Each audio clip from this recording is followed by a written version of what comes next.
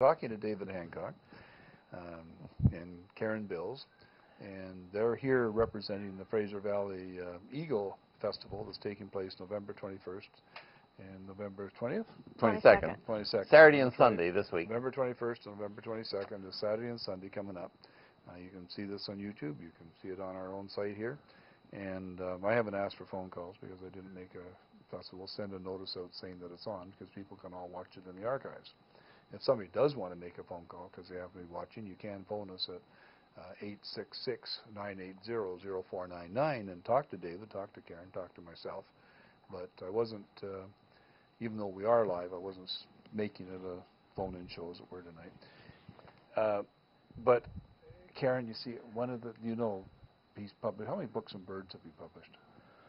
Oh, we've done quite a few bird books. I mean, everything from the big an encyclopedia, a big 1,000-page encyclopedia on breeding rare and endangered birds.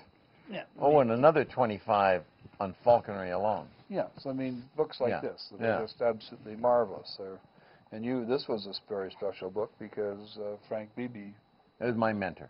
Yep. He's the one that, when I was 11 years of age, I met him flying a falcon, and I was hiding in a field trapping pigeons, and I saw this guy get out of a car and walk around, pick up his falcon and fly. Oh my gosh, I got to go up and see that. And he told me that if I was to change my traps, that I was out trapping quail and pigeons with at the time, things you're not supposed to do today, he said, you could catch a hawk. Well, I phoned him up that night, said, I've caught a hawk. he was impressed. I caught one the first day. Yeah. And so from age 11 onward, I was a falconer, and that kind of. Then you actually caught or raised some falcons that were presented to Prince Phillip. Well, that's true. Frank Beebe organized it, and he got to present the female falcon to Prince Phillip, and I got to hand directly the male falcon, the tiercel, which is the ladies. I got to hand that to Her Majesty the Queen. So I got to meet, and they're kind of the world's fairly more famous of the falconers, but following all that, which is sort of where you started, I thought we're going. I had the good fortune to set up a breeding project initially with Frank Beebe, but then I carried it on, and it was from my falcons that the first falcons were ever released into the United States. They were released into New York. And the peregrines, and they bred on the various bridges in New York. You've done a book on that, Stuart. I have. Was it Stuart? Oh, Stuart is a kid's book. No, he's a Seattle falcon who lives on a skyscraper in Seattle. But we did a book called City Falcons. Yep. Yeah. This one was just magnificent because it's a beautiful book on falcons. Frank Beebe's pictures in here. Yeah, all his paintings. And he did what you also did is you had a special edition where falconers could have Frank paint a picture of their favorite bird, and then you leather bound it and put their picture of their favorite bird with an individual painting in their book. Didn't you do something like that? Well, it was this book with a leather binding, and in the frontal piece was the falcon of their choice. If they had a photograph of their falcon, or they said, I would like a gerfalcon or a peregrine, then Frank painted one just for them. And we mounted that in the front of the book. And everybody got an individual Frank Beebe valuable painting. And you've done so many interesting things. But I have to talk about something. See, he's got all these books, and we're driving down the Alaska Highway, and I got Peterson's Field Guide, and I got that one that Campbell did over in Victoria.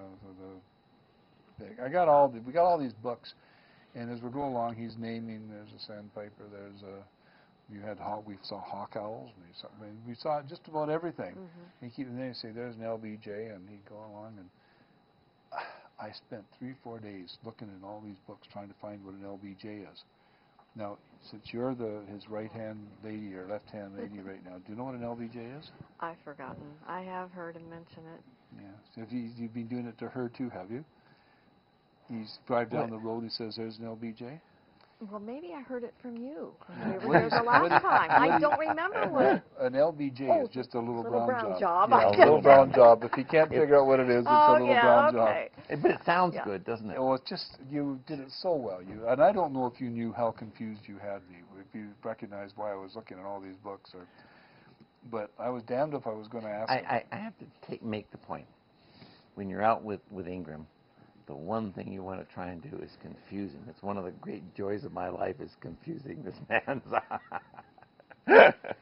I would like to add, while we're talking about coming to hear David this weekend, I realize some people won't be able to do that because maybe they're out seeing the Eagles, and David's tours on Saturday and Sunday are both sold out, even though I think there's some space on the other tours. Yes, there are on the other ones. However, if you really want to come on the longer tour, the following Sunday, November the 29th, and then that following Saturday, December 5th, David is also the guest tour guide on the Fraser River Safari, and that is a 4-hour tour from Mission.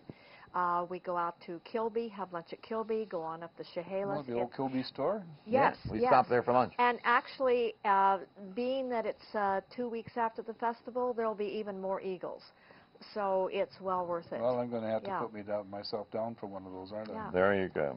All right, so, thank you for bringing that up. FraserRiverSafari.com or .ca, you can just make your make sure we have that separated out there, Richard. We need to make a little tag for that. And the boat is heated. Did we say that? Yeah, it is. The boat is heated, and I've Huge. had other people. That's a heated boat. I mean. So no matter what, it's covered, it's heated, and I've had other people say, "Oh yeah, but it's not good for taking pictures." Yes, it is, because when we see the eagles, great windows, they stop, and then the sliding windows come open, and you get some great shots, and you'll see them much closer than you will on the observation deck or on shore.